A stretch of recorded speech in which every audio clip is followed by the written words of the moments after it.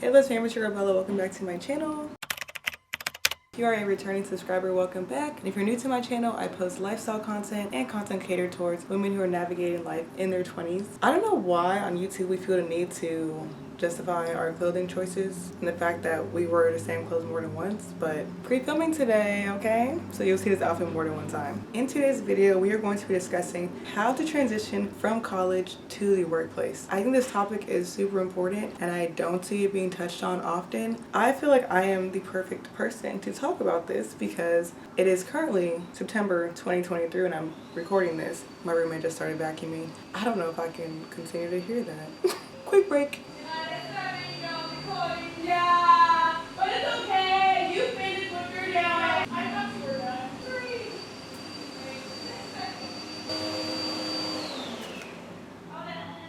done. Thank you. I don't even know what I was saying anymore. But I feel like I'm the perfect candidate to talk about this because I graduated in December of 2021, started working in January of 2022, immediately started working a month after graduation, which leaves little time for transition, if you ask me. And honestly, moving on from undergrad to the workplace is a really big transition, and a lot of what you think is important in undergrad really is not important in the workplace, or what you don't think is important is. So I have compiled a list of 8 different topics that are very essential and will help you to transition from college to the workplace. Number 1 is the importance of building your resume and perfecting your resume. So I think in college they do a good job of telling you the importance of your resume. I feel like I was constantly revamping and updating mine in college, but even once you start working, your resume is a living, breathing document. Like, that thing has to keep being updated, keep being tweaked. If you are applying to different roles, it's important to always tweak your resume towards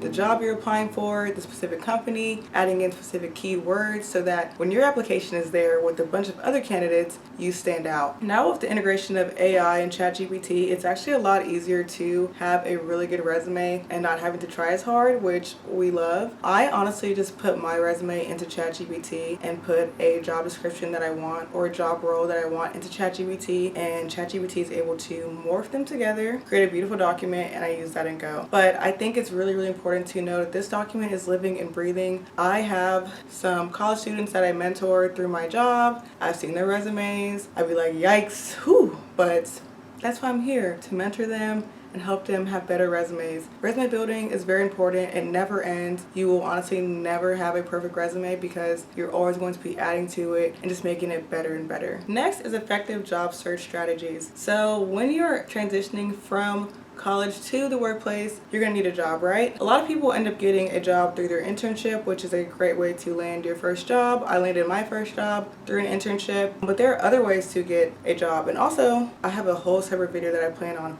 posting about this, but do not take the first job that you're offered. If you want to see my video where I talk about that, make sure to subscribe and turn on your notification bell because I'll be posting that very soon. But there are multiple ways that you can land a job, whether it's through job boards such as Indeed, whether it is through referral, whether it's through LinkedIn. I think the best way to get a job is honestly through referral, because when you're referred to a company, you skip a whole bunch of people in the queue. You're instantly bumped up. Also, if you're in the military, honestly, you get bumped up too. So military, number 1. Referral, tied at number 1. So if you know anyone who's working at a company that you're interested in, build good rapport. Make sure to know that you are a good worker, a good employee. That way they can hopefully give you a positive referral, and that can be reflected in your application. Another way, of course, is through job boards. If you are doing it through job boards, you should be specific with the type of job you're searching for. That way you can tweak your resume to match that specific job. And there are resources available where people can apply to jobs for you. I was just informed of one where you pay someone to apply for a bunch of different jobs, because when you go on something like Indeed,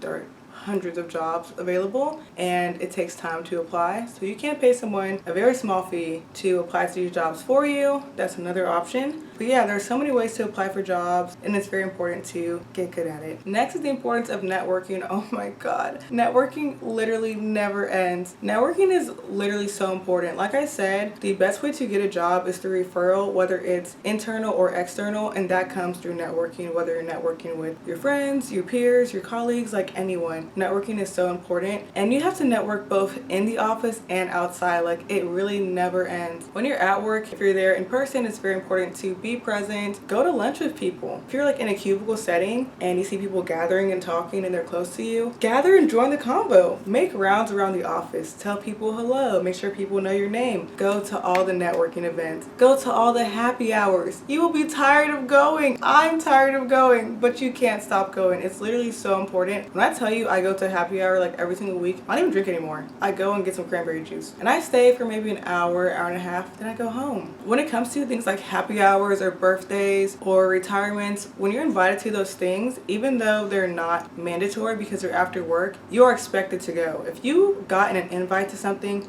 just tell yourself it's important and it's essential and you have to go. Even if you don't want to, just show face. That way when combos are coming up about promotions and raises, people will remember you and you will be added to those combos. Because honestly, what you do outside of your regular work is sometimes more important than your actual work. People can teach you the work. People cannot teach you soft skills. People cannot teach you networking. People cannot teach you how to be an approachable, nice person. And if people see that you have that skill set and that you have that personality type, then they'll be more likely to bring you up in those important conversations. So networking is crucial. Do it every single chance you get, even when you don't want to, because trust me, you will not want to. Number 4 is interview skills. This is also so important and something that I am still getting better at, but becoming a good interviewer or interviewee. I have not interviewed since I interviewed once in July, but before then I had not interviewed, since like August of 2021. Like, it had been a while. And if you're already in your job, or let's say you're in college, you may not be familiar with interviewing. You may have not interviewed for a while. My recommendation, once again, good old ChatGPT. Take that job description, put it in ChatGPT, and ask for interview questions. ChatGPT can give you quantitative questions and qualitative questions. Put them in there and see if you can answer them. And then ask ChatGPT to give you answers and see if how you answered matches up with what ChatGPT gave. And with interviewing, the more you do it, the better you get at it. Like I said, I haven't really interviewed in a while, but I know of my current job, they literally said I was a great interviewer. I don't know. They said I was really good at the interview and that's why I got my current job. So getting good at interviewing is really important. It takes time, it takes practice, but honestly, all these AI tools, use them to your advantage and use them to help you in your interviews with knowing what questions may come up and how to answer them. Next is business professionalism. Workplace politics, child. Workplace politics are so real, and just know that everyone is always watching you. Even when they're not watching, they're watching. Someone is always watching you. It's very important to be professional at all times, whether that's being punctual to meetings. Always get to meetings early, even if it's 2 minutes early, really 5 minutes, but get there early. Be the first one on the Zoom call. Be the one greeting everybody else. Hello, good morning, good afternoon. Be in the meeting room first. Be punctual. Come to work with your clothes ironed. Look like you have a home. Come presentable. Come nice. Come to work looking correct. Be courteous in emails. If you do not know how to send an email, which is a very real thing, it is a very, very real thing to not know how to send an email correctly. You can ask someone that you trust at work, whether it is a peer who is a level up and has that experience, or you can ask ChatGPT. Oh my God, you can ask ChatGPT anything. But I do know that in some workplaces, ChatGPT is blocked. Like I know on my job it's blocked, so I couldn't necessarily ask ChatGPT to populate an email for me unless I'm like at home, because I wouldn't want to have my phone out. But use the people around you, use trusted co-workers and teammates, ask them how to send emails professionally. You know, just learning business professionalism is a tool. Learning workplace politics is a tool. It takes time and you will get better at it the more comfortable and the more used to you are in being in that environment. Whew, child, that was a tongue twister. Next is time management. So usually at work, when I'm not saying usually, I'll speak about my job. At my job, I get different tasks and I have dates when they need to be completed. So it's important for me to manage out my task in order of when they are due, as well as all the other things that I have to do with work and my personal life and whatever. That might mean that some days you work late. It might mean that some days you need to come in early and check your emails before you start the workday.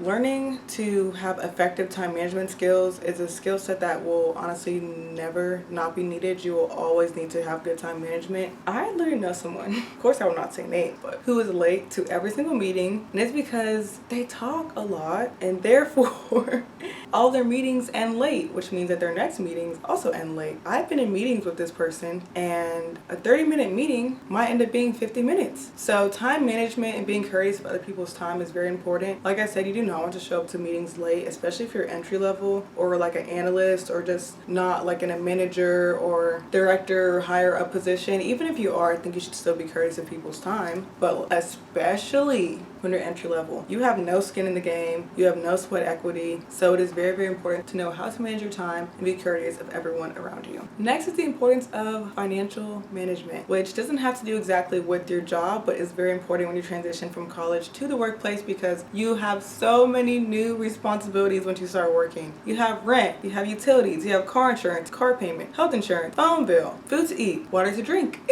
hanging out with friends, investing, 401k, Roth, saving. Like there's so many areas where your money is pulled towards. I'm just including as a single person. I'm not including someone who has kids, someone who has a spouse or dependents or pets. Like your money is going in so many different areas. So you really have to learn how to manage your money well. One great thing about a lot of jobs is that a lot of jobs do have health insurance. So you can get discounted health insurance through your job. Definitely look into that. Also look into your company's retirement plans. And if they match you for retirement, do the full amount. If they're matching you 6%, go up to 6. If they're matching you 8 or 4, like do the full amount. Take advantage of the fact that your company will match your retirement if your company does, which a lot of them do. There's also a thing called, what is it called? ESPP. If you are at a company that is publicly traded, most of them have an ESPP option, which is employee stock plan something. It's some program where you can purchase company stocks at a discount and then you can obviously sell them as well. I think you have to hold them for a few months, maybe like 3 months, 6 months, I don't know. Not very long. But you can pretty much hold company stock at a discount, which means you're, for the most part, always going to make a return unless, of course, your company just crashes, y'all go bankrupt. You may have lost that money. But most of the time, you will still earn off of that because you're purchasing at a discount. So even if your company stock goes down, I don't know, let's say $1, if you're purchasing at a 20% discount and your company stock is $20 and you get the stock for $15, even if your company stock goes from 20 to 19, you still made a $4 gain per stock. So definitely see if your company has ESPP available. There are so many financial opportunities that most companies have, especially banks. I live in Charlotte, North Carolina, so I'm in a huge banking city. So take advantage of whatever your company will offer you. There's money on the table, baby. There's money on the table and people are not taking it. Take advantage of what your company will offer. And the last important piece of advice that I will give, number 8 for transitioning from college to the workplace, is all about career growth. And if you want me to do an in-depth video about career growth, go ahead and comment down below that you'd like to see that, and make sure to subscribe so that when I post it, you'll be the first to know. So there are so many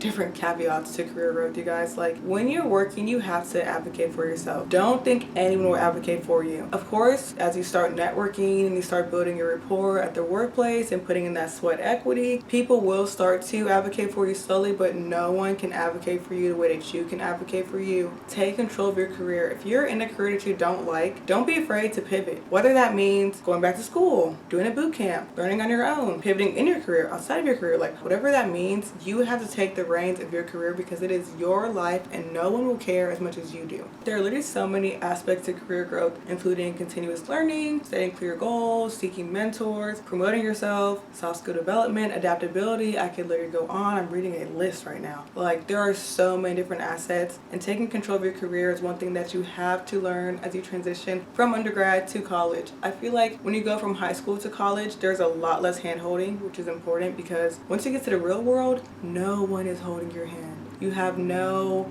advisor who's checking with you every quarter. Like no one is holding your hand. People care, but they don't. You have to be in control of your career. So that is my last and maybe my most crucial piece of advice for those who are transitioning from college to the workplace. All right, everyone. I hope you all found this video so helpful. Definitely comment down below and leave your best tip for people who are transitioning from college to the workplace. I may have missed something. I probably did. I don't know everything. Let's start a conversation in the comment section. Let me know what advice do you give people who are transitioning to the workplace. And as always, do not forget to like, comment, and subscribe. And I'll see you all in my next video. Bye.